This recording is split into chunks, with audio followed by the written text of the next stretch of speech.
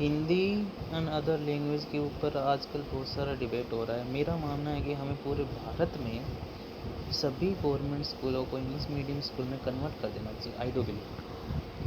کیوں؟ کیونکہ جب ہم ڈاٹا کو دیکھتے ہیں تو پتہ لگتا ہے کہ 90% U P selected candidate work from English medium school.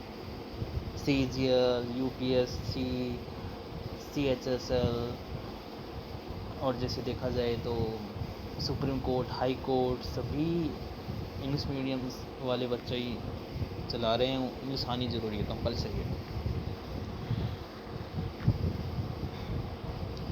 Even in other state جب آپ جاب کرنے جاتے ہیں تو آپ کو پتہ چلتا ہے کہ آپ کو انگلش آنی چاہیے. آئی ٹی سیکٹر میں ہو، چاہے ہائر اسٹڈیز میں ہو.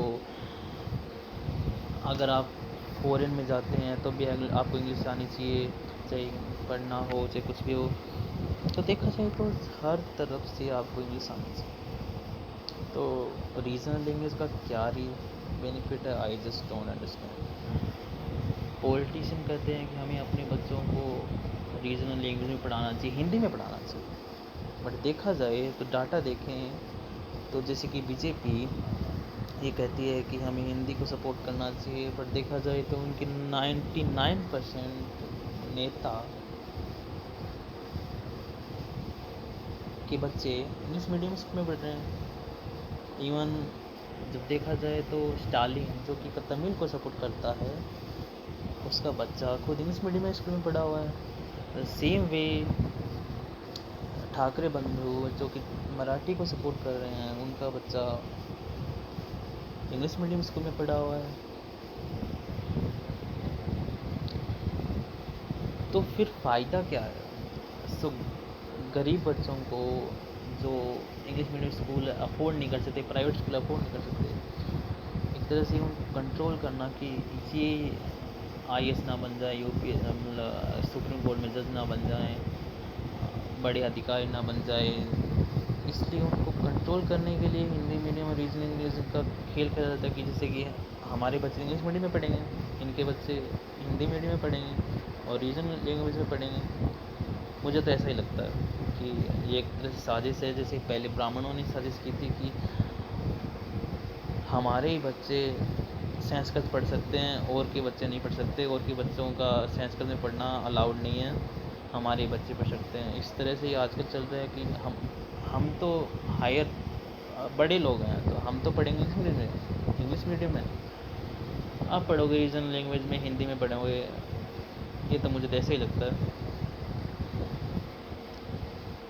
یہ ایسا ہی ہے جیسے کہ ریچ مسلم، ایجوکیٹڈ مسلم کہتے ہیں کہ مدرسہ ضروری ہے، مدرسہ بند نہیں کرنا چاہیے.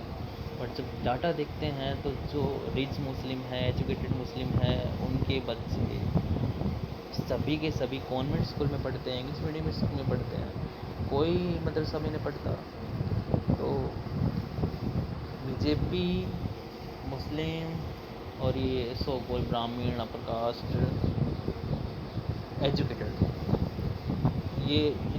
یہ ابھی بھی کنٹرول کر رہے ہیں ہندی اور ریجنل لینگویج کو بتا کر کہ ہمیں اپنی بھاشائی اپنی لینگویج میں پڑھنا چاہیے.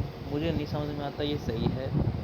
ہمیں انگلش میڈیم کو کمپلسری کرنا چاہیے اور پورے بھارت میں انگلش میڈیم اسکولوں کو بنانا. اگر آپ چاہتے ہو کہ سبھی بچے ریجنل لینگویج میں پڑھیں، انگلش میڈیم پر پڑھیں، تو آپ یہ کریے کہ کلیکٹر کا بچہ بھی ہندی میڈیم میں پڑھے، اسٹالن کا بچہ بھی تمل میں پڑھے، امت شاہ کا پوتا بھی ہندی میڈیم میں پڑھے،